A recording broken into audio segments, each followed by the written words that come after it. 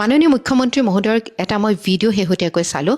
এই ভিডিঅ'টোত তেওঁ কৈছে যে 6 অক্টোবৰ তাৰিখলৈকে শ্যামকানু মহন্ত আৰু সিদ্ধাৰ্থ শৰ্মাই আহি পেলাই CIDক তেখেতসকলৰ ষ্টেটমেণ্ট দিব লাগে, কিয়নো দশমীৰ পূজা তেতিয়া শেষ হ'ব। এতিয়া এই কথাটোহে মই বুজি নাপালোঁ যে ফেষ্টিভেল মহন্তৰ বাবে ফেষ্টিভেল অফাৰ চলি আছে নেকি, নে কি চলি আছে।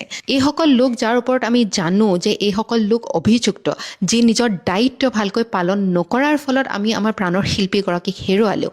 আৰু এই যে আকস্মিকভাৱে আমি জুবিন গাৰ্গ ডাঙৰীয়াক হেৰুৱাবলগীয়া হ'ল, এই জুইকুৰা কিন্তু মনৰ ভিতৰত বহুত বেয়াকৈ জ্বলি আছে। আৰু আপুনি কোৱা মতে আমি শান্তি শৃংখলাবদ্ধভাৱে আমি ন্যায় ব্যৱস্থাটোৰ ভিতৰত আমি প্ৰাণৰ শিল্পীগৰাকীৰ বাবে ন্যায় বিচাৰিছোঁ।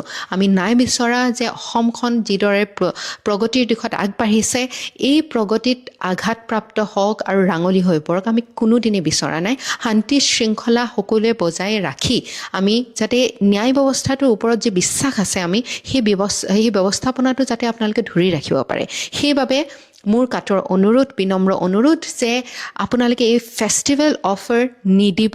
কোনেও আমি সেইখিনি মানসিকতা আমি এতিয়া ধৰি ৰাখিব পৰা নাই যে আমি ভালদৰে পূজাও এইবাৰ কিমান ভালকৈ আমি কৰিব পাৰিম, কিমান ভালকৈ আমি উদযাপন কৰিব পাৰিম, সিমানখিনি আমি এতিয়া সেই অৱস্থাত আমি নাই, কোনো অসমবাসীয়ে নাই। সেইবাবে ফেষ্টিভেল মহন্তক স্পেচিয়েল ফেষ্টিভেল অফাৰ আপোনালোকে প্ৰদান নকৰিব।